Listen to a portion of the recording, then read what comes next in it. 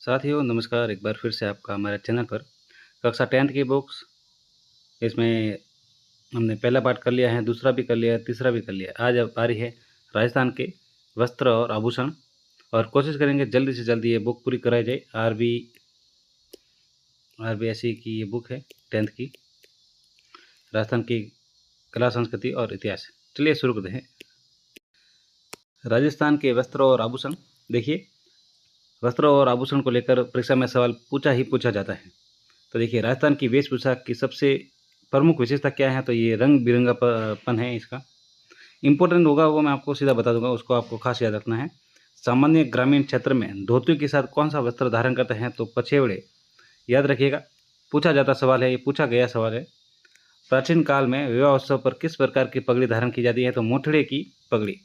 तो इसका सवाल कैसे आता है कि मोठड़ी की जो पगड़ी है उसका संबंध किस उत्सव से है या कब पहनी जाती हैं? तो सीधा विवाह उत्सव पर।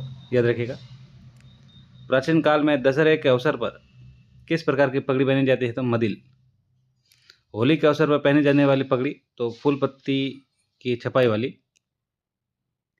जो इम्पोर्टेंट होगा वो मैं खास बता दूंगा। प्राचीन समय में सुनार किस प्रकार की पगड़ी पहनते थे? तो आटे वाली पगड़ी। पगड़ी की चमकीली बनाने के लिए किसका प्रयोग किया जाता है? तो तुर्रे, सरपेच, बालाबंदी, दुगदुगी, घोसपेश, पछेवड़ी, लटकन, फतेहपेश।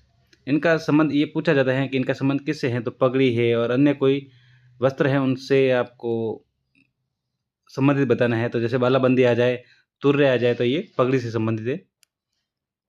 श्रावण माह में कौन सी पगड़ी धारण की जाती है? तो लहरिया जो पगड़ी है वो श्रावण माह में पहनी जाती है। तनसुख, दुतई, गाबा, गदर, मिर्जोई, डोढ़ी, काना, कानो, डगला आदि की किसके प्रकार हैं? तो ये अंगरखी के प्रकार है। याद रखिएगा। कोई भी आ सकता है नाम, आपको ये याद रखने हैं और खास तनसुख, तनसुख, गाबा और गदर ये खास आपको याद रखने हैं, जिनका संबंध अंगरखी से है। राज्यों में रंगाई का कार्य किन के द्वारा किया जाता है? तो रंगरेज अथवा नीलगिरी के द्वारा।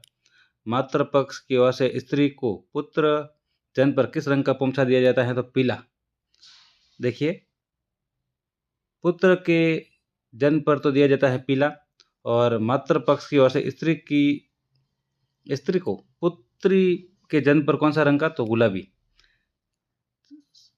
पुत्र के जन्म पर पीला और पुत्री के जन्म पर गुलाबी, ये मातृ पक्ष की ओर से दिया जाता है, ये आपको याद रखना है। श्रावण माह में तीज के अवसर पर किस प्रकार की ओढ़नी ओढ़ी जाती है? तो लहरभात। मांगलिक अवसर पर कितने रंग के लहरिया पहने जाते हैं? तो 5 रंग कहा जाता है इसको।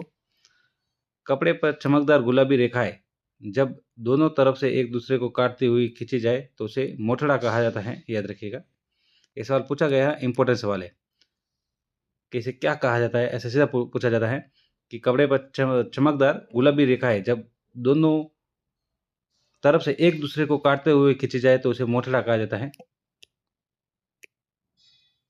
समुद्र लहरिया कहाँ के रंगरेज बनाते हैं? तो जयपुर के। दहेज कहाँ का प्रसिद्ध है? तो दहेज जोधपुर का प्रसिद्ध है। अजरक पद्धति या अजरक प्रिंट कुछ भी आ सकता है, ये बाड़मेर का प्रसिद्ध है। याद रखिएगा, पूछा जाने वाला सवाल, इंपॉर्टेंट सवाल। दोनों तरफ छपाई किस प्रिंट की पहचान है? तो ये अजरक में दोनों तरफ की छपाई होती है। शाह बगैर छपाई के लिए कौन सा स्थान प्रसिद्ध है? तो बगरू जयपुर। राज्य में छपाई के क्षेत्र में किसे भौगोलिक संकेतक प्राप्त हो चुका है? तो सांगानेरी हैंड ब्लॉक है, hand block print, Bagru hand block print और कोटा डोरिया, इनको भौगोलिक सांकेतिक प्राप्त हो चुका है। कपड़े को किसी विशेष आकृति में काटकर उसे अन्य टुकड़ों के साथ टांका लगाकर सजावट के लिए प्रयोग करना क्या कहलाता है? तो छटापटी। वस्त्रों को भड़कीला बनाने के लिए किसका प्रयोग किया जाता था? गोटा।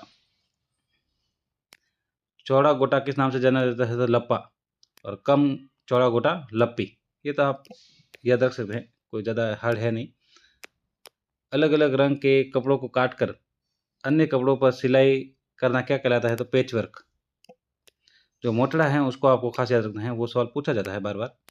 पैंच वर्क के लिए राज्य कौन सा क्षेत्र प्रसिद्ध है? तो पैंच वर्क के लिए शेखावटी, याद रखिएगा इसको। स्त्रियों द्वारा सिर पर बांधे जाने वाला मुख्य आभूषण, तो देखिए बोरला, शीशफूल, रखड़ी, टिकड़ा।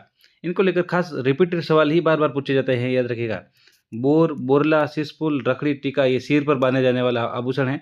सीधा पूछा जाएगा इनका संबंध किस अंग से है, तो ये सिर पर बांधे जाने वाले हैं और स्त्रियों से संबंधित है। स्त्रियों द्वारा कंठ में धारण किए जाने वाले मुख्य आभूषण, ये कंठ में है थमड़ियों, थेड़ियों, आड़, मुठिया, झालरा, ठुसी, ये सब पूछे गए। देखिए थमड़ियों, ठेडियों, आड़, मुठिया, झालरा, ठुसी ये कंठ में पहने जाने वाले आभूषण हैं। स्त्रियों द्वारा गले व वक्ष पर धारण किए जाने वाले मुख्य आभूषण, तो देखिए तुलसी, बजट्टी, ये सब पूछे गए सवाल है। और पहले रीड में भी पूछे गए हैं, बजट्टी है, थमड़ियों है, थेडियो है, हालरो है, हासली है, तिमड़ियों है।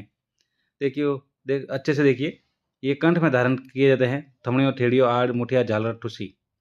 और जो गले में धारण किए जाते हैं, तो देखिए तुलसी, बजट्टी, हालरो, हांसली, तिमड़ियाँ, पोत, चंद्रहार, कंठमाला। देखिए ये पूछा जा सकता है, ये नाम से आपको लगेगा कंठ में धारण किया जाता है, लेकिन ये इस तरह के गले में धारण किया जाता है।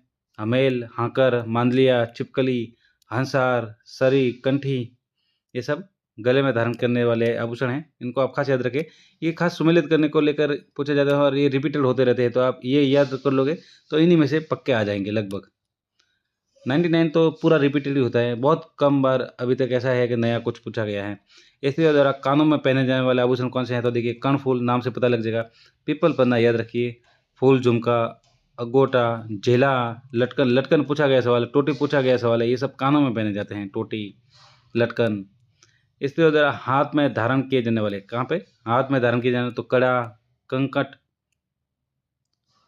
कंकण, मोकड़ी, कांता, नोगरी, छांट, गजरा, गोखरू, गोखरू पूछा गया सवाल, गजरा पूछा गया सवाल, चूड़ी पूछा गया सवाल, कड़ा, ये तो नाम से पता लग जाएगा। लाख की चूड़िया क्या कहलाती है? तो मोकड़ी कहलाती है लाख की चूड़िया। और कांच की चूड़िया क्या कहलाती है? तो करतैया। स्त्रियों द्वारा हाथ की अंगुलियों में धारण किए जाने वाला आभूषण, तो हथपान, बीटी, दामना। दामना पूछा गया सवाल, देखिए ये याद रखिएगा, दामना ये हाथ की अंगुलियों में पहने जाने वाला आभूषण है। स्त्रियों द्वारा पैर में कौन सा आभूषण पहने? तो देखिए पायल, कड़ा, लंगर, पायजेब, ये पायजेब याद रखिएगा, इंपॉर्टेंट सवाल। घुंघरू तो नाम से पता लग जाएगा, नूपुर, झांझर, नेवरी, नेवरी और पायजेब इंपॉर्टेंट सवाल, ये पैर में पहने जाने वाला आभूषण है।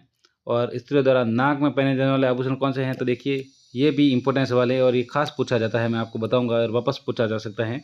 तो नाक में पहने जाने वाले आभूषण है नथ, बेसर, बेसर याद रखिए, बारी, भोगली, कांटा, छुनी, छोप, छोप को भी आप याद रखिए। जो छूप है वो दांत का आभूषण है और ये छोप ये नाक का आभूषण है। और भंवर कड़ी। इस तरह कमर में पहने जाने वाले, तो कंदोरा और करदनी। इस तरह दांत के आभूषण देखिए रखन और छुप, ये छुप बहुत ज़्यादा इंपॉर्टेंट है, याद रखिएगा, ये दांत में बार बार पूछा जा रहा है अभी। पुरुषों द्वारा कान में धारण किए जाने वाले, तो मुर्गिया, लौंग, झाले और शैलकड़ी। पुरुषों द्वारा हाथों में धारण, ये पुरुषों द्वारा आभूषण है, बाजूबंद, कड़ा, नरमुख। पुरुषों के अंगुली में, तो बीटी, बिटिया, मुंदड़िया। बच्चों के हाथों पाँवों में, तो कडुलिया। बच्चों के कानों में कौन सा आभूषण पहना जाता है? तो मोती, कुड़क, लुंग। लुंग पूछा जा सकता है, लुंग तो ये कानों में। ठोस सोने की मुरक क्या कहलाती है? तो मुरक। राजस्थान में कौन सा शहर आभूषण और रत्न जड़ाई के लिए प्रसिद्ध है? तो जयपुर, ये पूछा गया सवाल, इंपोर्टेंट सवाल। आभूषण और रत्न जड़ाई के लिए जयपुर प्रसिद्ध है। राज्य का कौन सा शहर चांदी के आभूषण और तारकसी के लिए प्रसिद्ध है? तो नाथद्वारा। ये भी सवाल पूछा गया सवाल, इंपोर्टेंट सवाल। चांदी के आभूषण और तारकसी के लिए इंपोर्टेंट नाथद्वारा। थेवा कला बहुत बार पूछा गया सवाल, वापस पूछा जा सकता है, प्रतापगढ़ में है। थेवा कला जो प्रतापगढ़ में प्रसिद्ध है, ये क्या है? तो देखिए कांच पर सोने की बारीक चढ़ाई करना क्या कहलाता है? तो ये थेवा कला कहलाता है। कहाँ के प्रसिद्ध है? तो प्रतापगढ़ की। आगे बात है राजस्थानी चित्रकला और लोक कलाएँ।